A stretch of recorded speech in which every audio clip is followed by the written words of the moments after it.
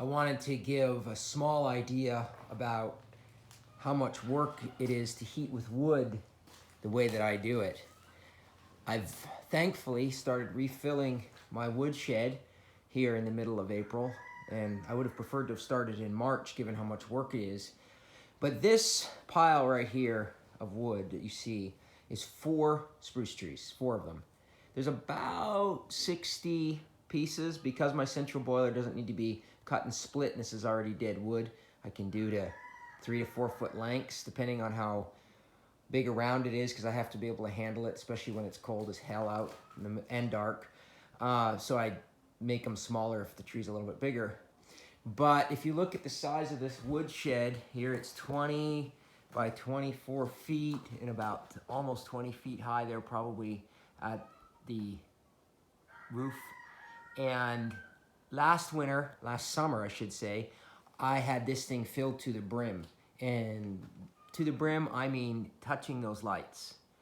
And that took an enormous amount of work. And I had a lot of time to think as I filled this thing with wood, because that's all I seem to have been doing last summer. And by my estimate, it takes between 400 and 500 spruce trees to fill this shed. That's an enormous amount of wood. And the worst part is, this shed's not nearly enough wood to last me a winter. I had to stack wood all the way down this 40-foot shipping container. I had an enormous amount of wood outside here in between these 2 poles and around the boiler. This shipping container was full to the brim, and I've burned some of it. And I had an enormous amount of wood down this side of the shipping container. And yes, my yard is a mess right now. The garbage cans and everything are frozen to the ground. It's just part of the charm of breakup. So I figure that I'm burning, and that's just for the winter, by the way. That doesn't even include the shoulder seasons. I figure I'm burning probably around 600 or 700 trees a year. Now, thankfully, I'm not cutting live trees. The spruce beetle has devastated the spruce trees here, and I've got a lot of dead trees. And obviously, with clearing the land this year to make the farm, I'm gonna have a lot of wood.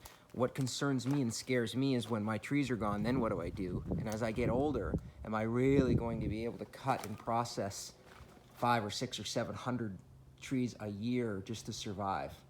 So those of you who don't have to do that, I'm envious. Those of you who live in Alaska and heat with natural gas or something, I'm also envious, although my bill here would be ridiculous if I didn't heat with wood. And those of you that don't have a giant shop, etc., that you're trying to heat, I'm also envious, because heating with wood here is probably my biggest chore. It takes up hundreds of hours in the summer, if not more.